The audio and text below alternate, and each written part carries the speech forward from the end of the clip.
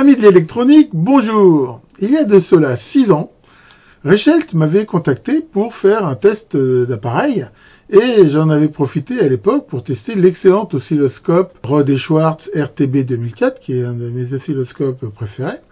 Et il y a quelque temps, ils m'ont recontacté en me proposant de faire d'autres tests pour eux.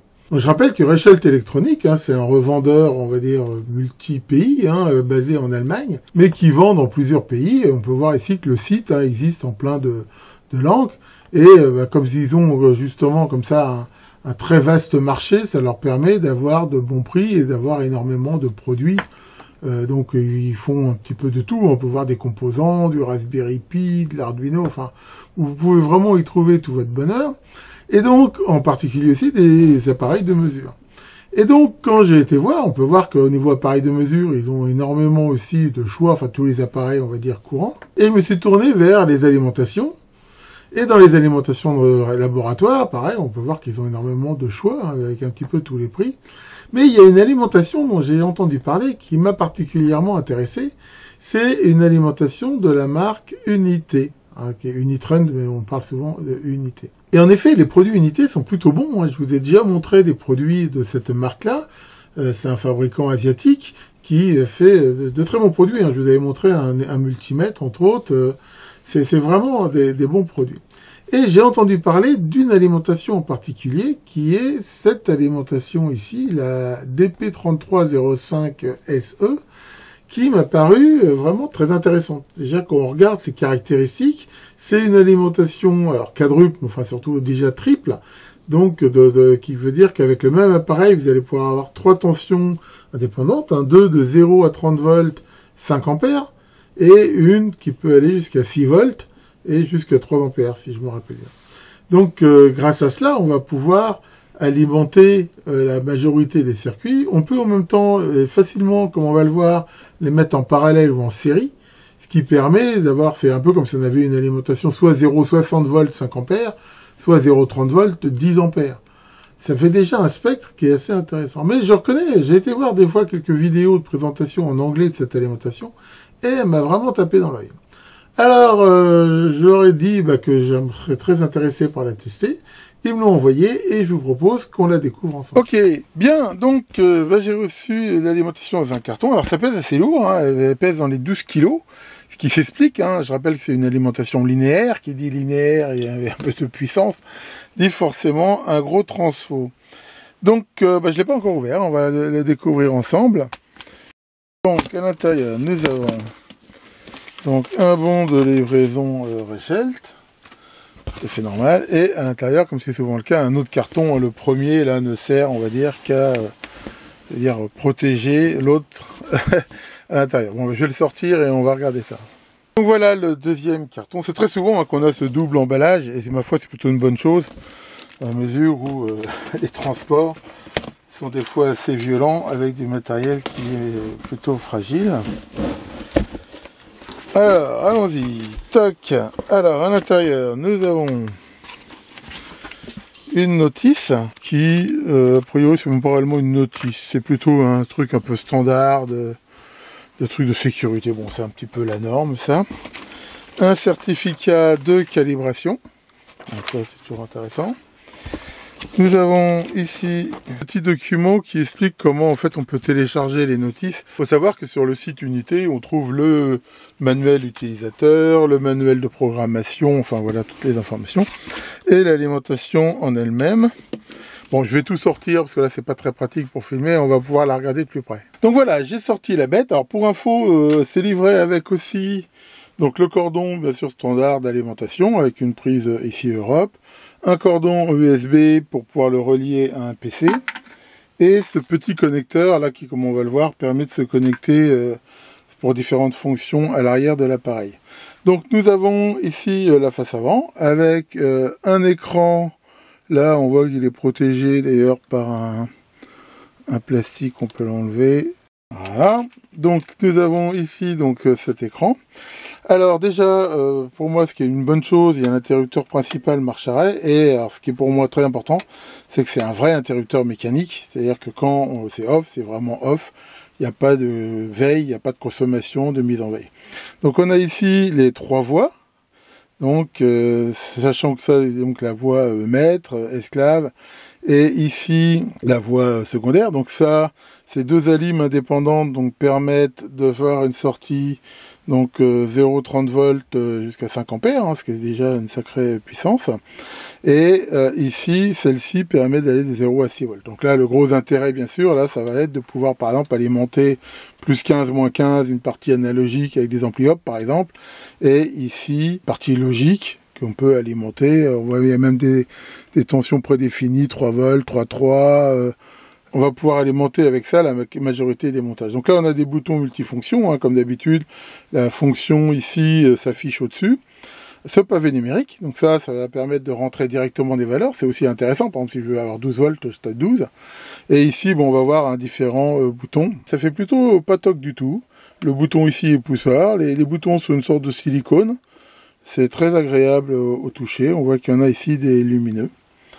Donc, pour l'instant, rien à dire pour ça. Alors, on peut voir qu'il y a ici ces énormes protections. Là, alors, c'est peut-être une bonne chose, hein.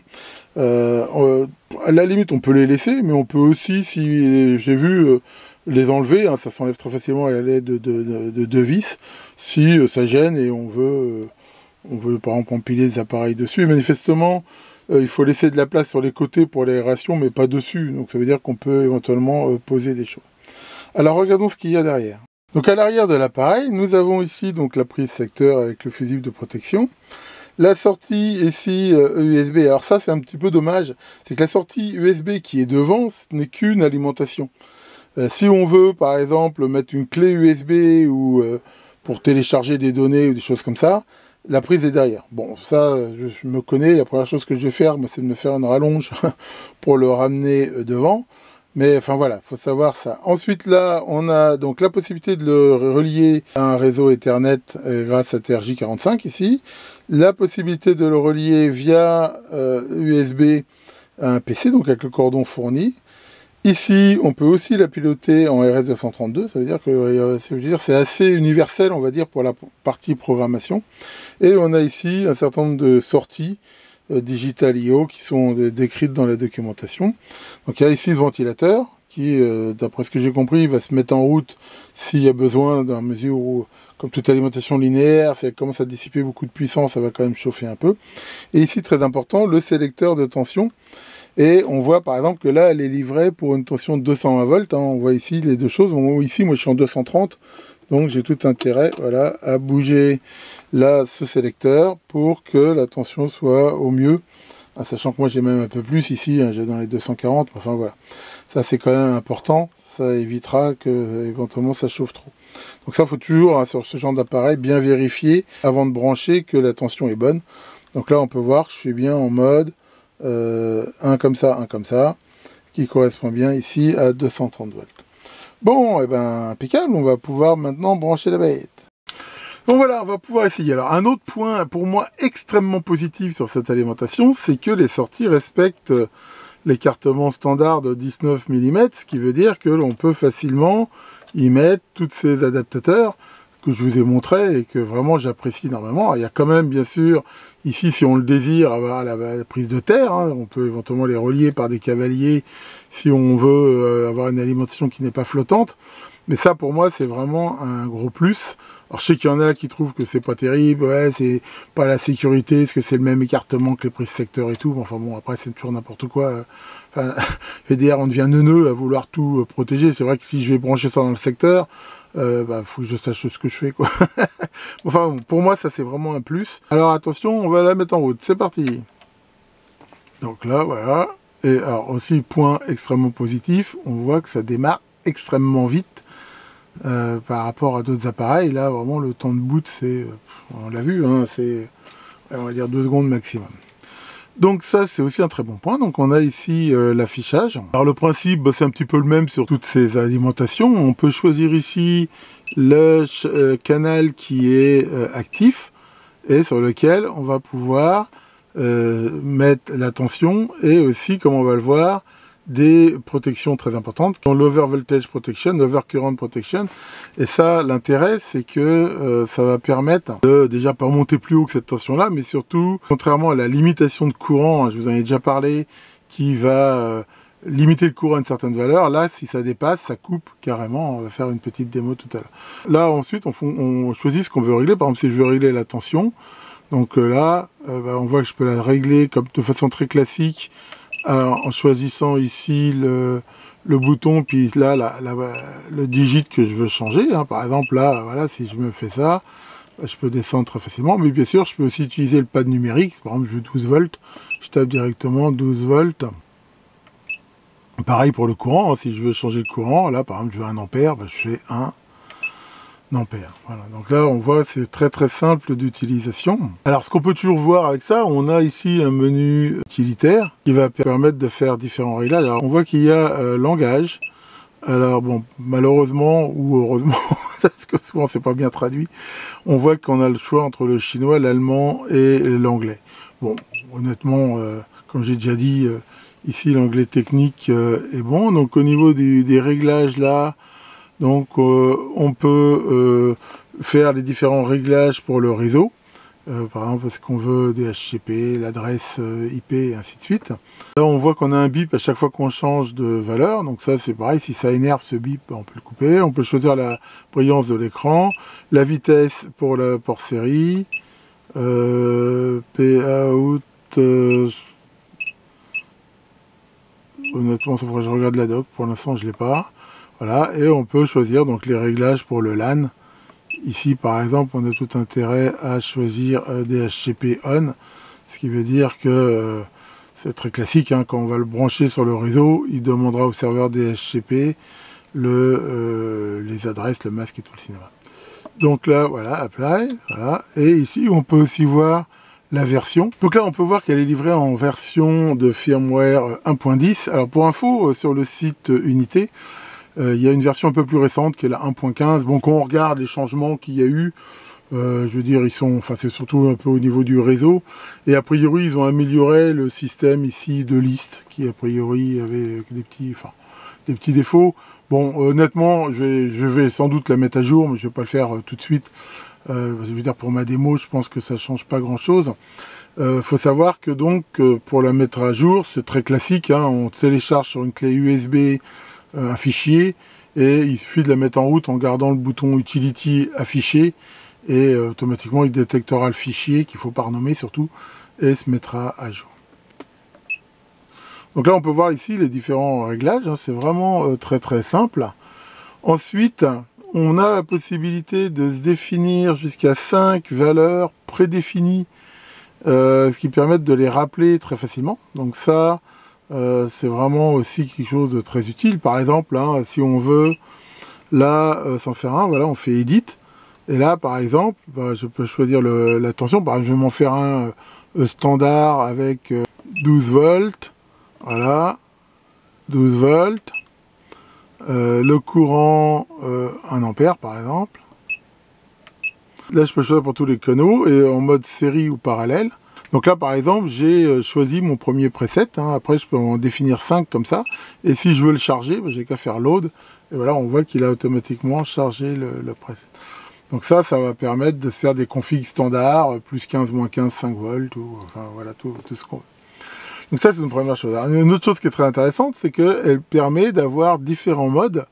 Donc le mode série, voilà, à ce moment-là, on voit bien ici que entre cette sortie-là et celle-ci, j'aurai une tension supérieure. À ce moment-là, on perd le côté double, mais ça va me permettre d'avoir directement, par exemple, une tension qui monte plus haut, ou je peux aussi les brancher en mode parallèle. À ce moment-là, on n'utilise plus que la sortie 1, mais en mode parallèle, là, je vais avoir donc un courant supérieur à ce que peut fournir une seule alimentation.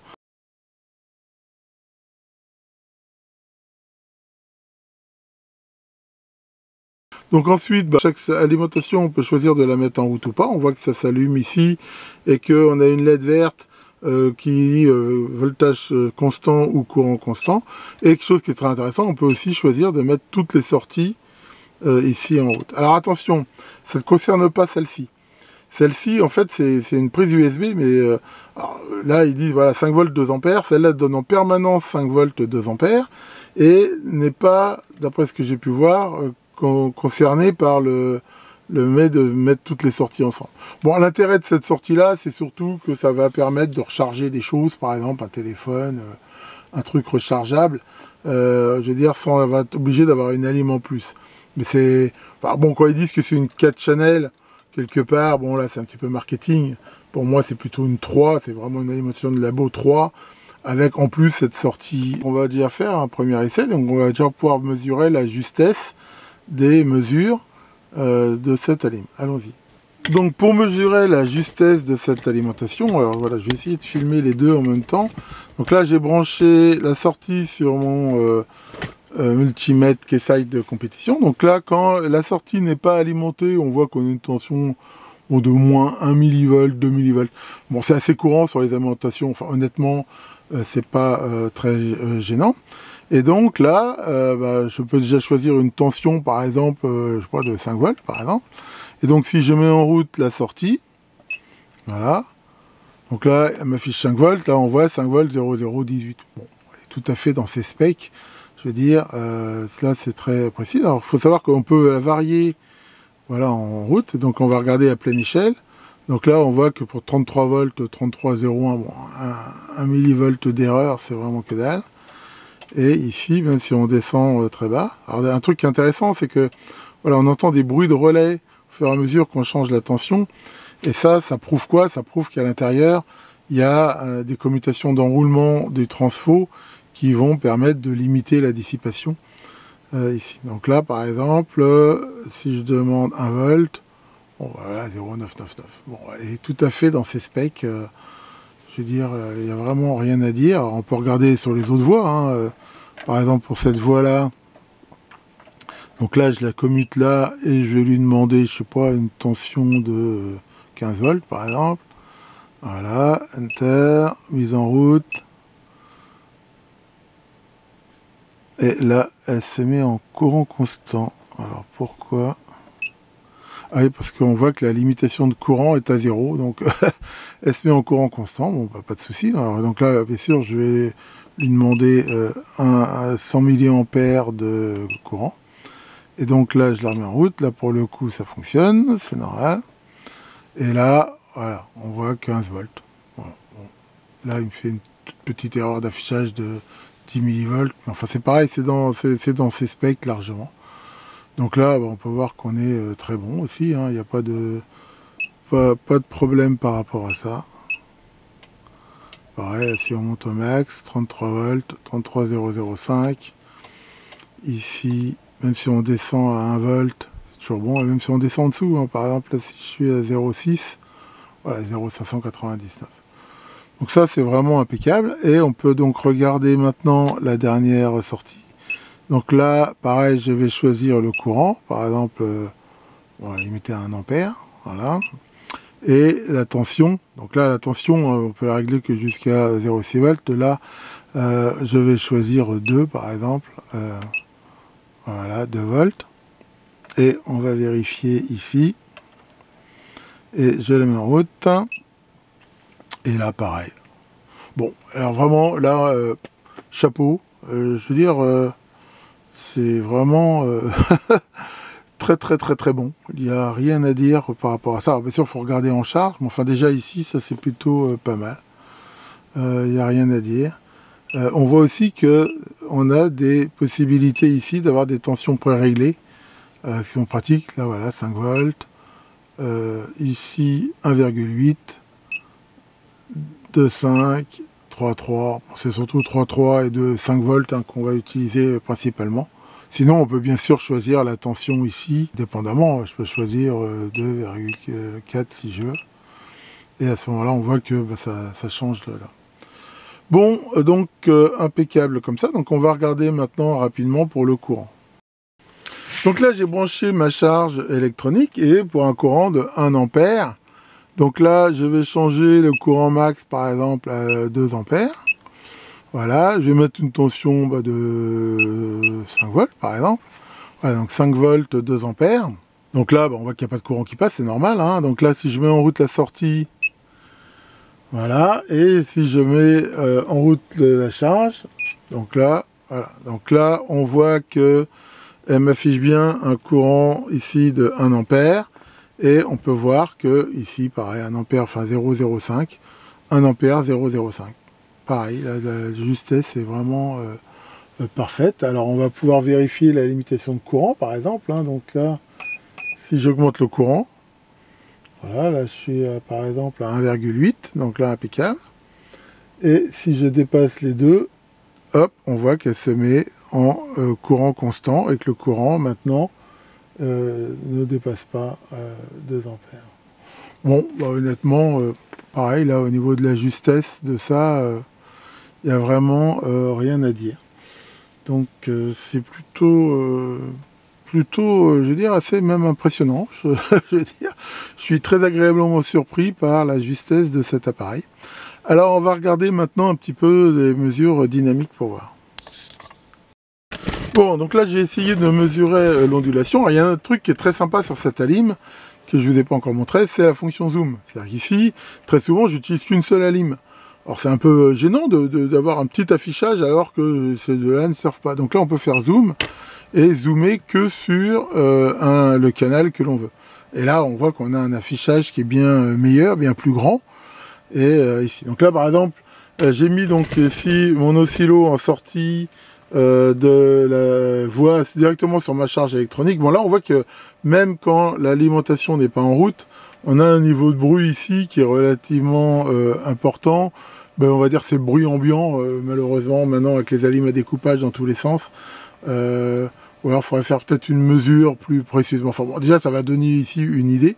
Donc là si je mets en route, bon, on voit que ça ne change pas grand chose. Et là si je mets en route la charge, donc là je me mets donc en courant constant. Donc là voilà, donc là je tire 1 ampère et on voit que voilà, il n'y a pas vraiment d'ondulation. Si je monte même au-delà, voilà, même à 3 ampères, là on voit que c'est voilà, on voit pas d'ondulation ici mesurable à 50 Hz. Bon, vraiment ça tient vraiment les specs ici, il n'y a rien à dire par rapport à ça. Bon ben là par exemple je viens de faire un essai de la faire passer donc en mode courant constant. Vu qu'elle est réglée pour un courant constant de 3 ampères, et là je lui en demande 6, et donc on peut voir que son temps de réaction ici a été de à peu près 15 microsecondes où elle a un petit peu réagi ici, et 20. Bon, honnêtement c'est vraiment très bon, il n'y a vraiment pas grand chose à dire pour ça. Alors une autre fonctionnalité que je trouve sympa sur cette alim, c'est cette possibilité ici d'avoir cette liste ici et de pouvoir paramétrer en gros différentes étapes. Alors il donne des modèles tout faits. Par exemple là je pourrais lui dire de me donner de se mettre en route et de s'arrêter par exemple. Donc là je vais choisir le type là, donc ça je choisis comme ça, voilà, type. Là ensuite je peux l'éditer et je peux lui dire sur quel point démarrer, par exemple 0, combien je veux de points, par exemple, je sais pas, là, en fait, il va automatiquement me remplir le tableau, je vais dire 20 points, par exemple. Ensuite, je peux lui dire le courant de limitation max que je veux, par exemple 1 ampère.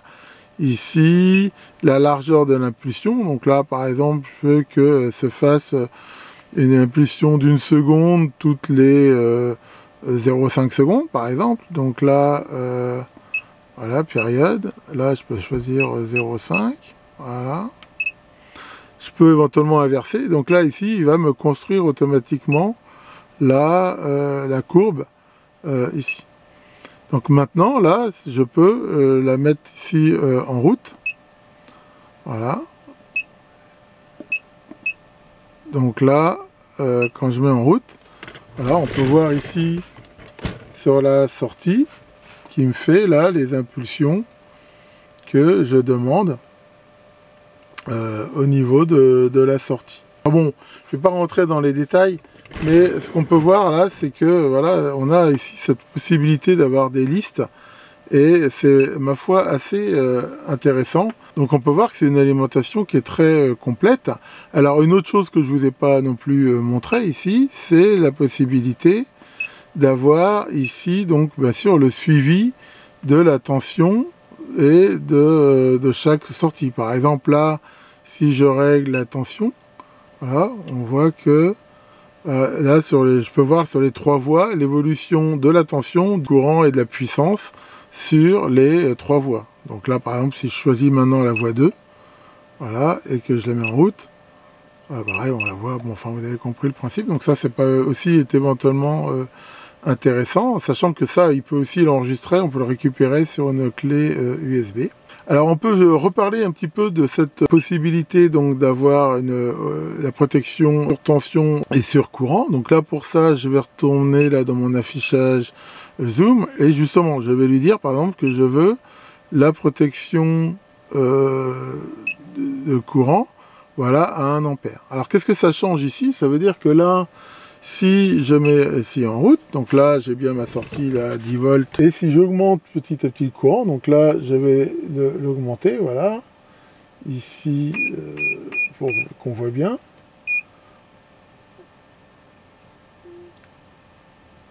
Voilà, donc là je touche 200 milli, 300 milli, et quand je vais atteindre ici 1 ampère, toc, voilà, overcurrent protection, et on voit que ça coupe. Et ça, je pense que c'est aussi quelque chose de super safe. C'est la différence qu'il y a entre le courant constant. Hein, quand je suis en courant constant, bah, elle va baisser sa tension, passer la limite. Par exemple, si je lui demande 1 ampère, on voit qu'elle baisse sa tension de sortie de façon à ce que le courant ne dépasse jamais 1 ampère. Mais le courant continue à passer. Ça se trouve, ça peut faire cramer quelque chose. L'avantage d'avoir une protection overcurrent, c'est que quand ça dépasse, là, on voit tout de suite que paf, ça coupe réellement. Et là, on peut faire la même chose avec la tension. Par exemple, là, 10 volts. Donc là, si je pars à 2 volts là et que je me mets une protection là à 3 volts, ben, on voit que si j'augmente la tension, voilà, et que je dépasse, voilà, en fait, là, ce qui m'empêche, là, il coupe pas, mais il m'empêche d'aller au-delà de cette valeur-là. Donc ça, c'est aussi quelque chose de très sécurisant. C'est-à-dire que je veux m'amuser à faire varier ma tension, je sais pas, par exemple, sur un moteur de 0 à 12 volts, mais je veux pas dépasser 12 volts parce que j'ai peur que ça crame mon moteur. Et ben là, on voit que je peux pas régler plus que ça. C'est absolument impossible. Ça, c'est aussi pour moi un must-have sur les alimentations de labo. Ici. Donc on peut voir que c'est vraiment quelque chose de très très complet. Bon, et ben conclusion, ouais, ma foi, cette alimentation, vraiment, je la trouve vraiment super. À tel point que la note que je lui mets 19 sur 20, parce que, vous allez voir, je lui ai trouvé beaucoup de qualité. J'ai eu un peu de mal à lui trouver des défauts, il y en a toujours. Mais alors, qu'est-ce que j'ai aimé? Bah déjà, globalement, elle est de bonne qualité. On voit que c'est du costaud, le boîtier est bien, c'est bien fini, les touches sont bonnes. C'est vraiment très bien. Vous avez vu sa vitesse de démarrage par rapport à d'autres que je ne nommerai pas. Là, ça démarre en quelques secondes, donc ça c'est vraiment bien. La réaction, vraiment, ça répond aux commandes et tout. Il y a vraiment strictement rien à dire pour ça. J'ai eu aucun problème. L'affichage, vous avez vu, est très clair. Il y a cette touche zoom qui, honnêtement, est un vrai plus, hein, qu'on n'utilise qu'une seule alim. Là, c'est vraiment hyper lisible et tout. L'interface, c'est agréable d'emploi. Il y a j'ai pas trouvé de problème, j'ai pas trouvé de bug.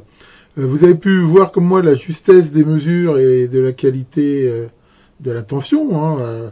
Vous avez vu que dans l'ensemble, les mesures de tension courant sont très bonnes, et la qualité de la tension, hein, j'entends par là le fait qu'il n'y a pas d'ondulation, ça répond bien au court-circuit, ça répond bien en vitesse, enfin vraiment, là-dessus rien à dire.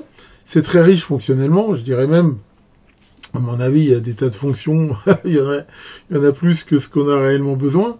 Mais enfin, bon, qui peut le plus, peut le moins. On a en plus les protections sur les surtensions et les surcourants, et ça, c'est aussi pour moi un plus vraiment très intéressant. Hein. Si on les règle bien, ça peut éviter les catastrophes. C'est fonctionnement silencieux. Dans tous les tests que j'ai faits, j'ai entendu une fois le ventilo se mettre en route. Et encore, je lui avais tiré beaucoup sur la tronche. Il y a un véritable interrupteur marche-arrêt, et ça, pour moi, c'est important. J'aime pas du tout tous ces trucs qui restent en veille. Là, c'est pas tellement que ça consomme, c'est que moi j'aime bien quand un truc est coupé, bah il est coupé quoi. Et là, ça évite des fois d'avoir ces trucs qui sont toujours plus ou moins branchés. Si jamais, par exemple, je sais pas, une surtension, un truc là, quand c'est coupé quoi, ça risque rien. Les prises de sortie standard. Alors ça, c'est vraiment génial. Hein, il y a très souvent, hein, quand je vous ai montré des alims, ils vont nous foutre une prise de terre entre les deux. Ils respectent pas l'écartement standard. Alors je sais qu'il y en a qui aiment pas ça, mais moi personnellement, c'est vraiment, quand on voit le nombre d'accessoires que je me suis fait avec ces prises, c'est vraiment pour moi un plus. Vous avez pu voir que c'était très bien emballé, hein, il n'y a pas de souci. Double carton, protection, enfin bon, vous avez pu voir qu'elle est en parfait état. Il y a des mises à jour, a priori, donc il y a du suivi, et ça c'est aussi bien. On peut facilement les télécharger, aller voir sur le site. Et pour info, alors bon, j'ai pas tellement parlé de la partie programmation pour pas faire une vidéo trop longue, surtout que comme j'ai dit, c'est pas forcément le truc qui sert le plus dans un labo amateur. Mais si on veut la programmer, la documentation de SPI, c'est-à-dire en fait de toutes les commandes qu'on peut faire, il y a une doc spécifique, un PDF qui est très très bien fait. Qu'est-ce que j'ai pas aimé sur cette alim? Bah, pas grand-chose. Bon, c'est vrai que la prise USB qui permet éventuellement de charger des données ou de faire la mise à jour, bon, elle est en face arrière. Bon, d'un autre côté, sur une alimentation, c'est quand même pas le truc qu'on va utiliser le plus. Donc, honnêtement, c'est pas vraiment un défaut pour moi rédhibitoire. Mais en même temps, cette alim-là, quand je vais la mettre, je ferai sans doute une petite rallonge pour ramener l'USB devant, et puis c'est pas un problème. Pour les photos, a priori, c'est livré avec des cordons de sortie. Là, ils étaient pas dans la boîte, mais bon, honnêtement, c'est vraiment non plus un problème.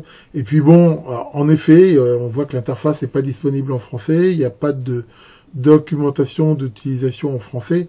Bon, après, comme je vous l'ai déjà dit, hein, faire de l'électronique sans avoir un minimum d'anglais technique, c'est difficile. En même temps, l'interface, elle est intuitive et tout. Maintenant, je vous rappelle qu'on trouve des tas d'excellents traducteurs sur le net. Rien ne vous empêche de traduire le PDF qui est livré avec. Donc voilà, hein, là, je mettrai sur mon site web justement ce petit rapport.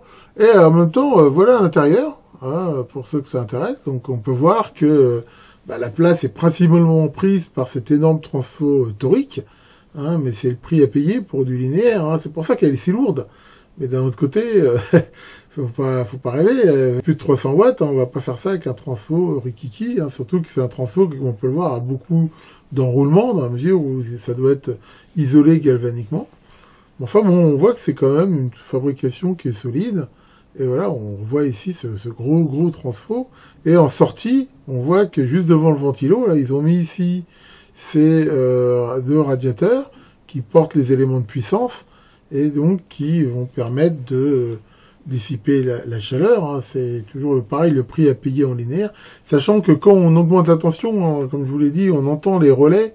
Et le fait qu'il y ait des relais, c'est plutôt une bonne chose. Ça veut dire qu'il y a probablement une pré-régulation qui est faite généralement en commutant des enroulements au niveau du secondaire du transfo, ce qui va permettre justement de limiter la dissipation de chaleur. Hein, parce que c'est sûr que si on sort 1 volt alors qu'elle peut monter jusqu'à 30 volts, 1 volt sous 5 ampères, ça fait énormément de puissance à dissiper. Et si on ne réduit pas la tension, ça va faire des pertes en chaleur qui vont être phénoménales.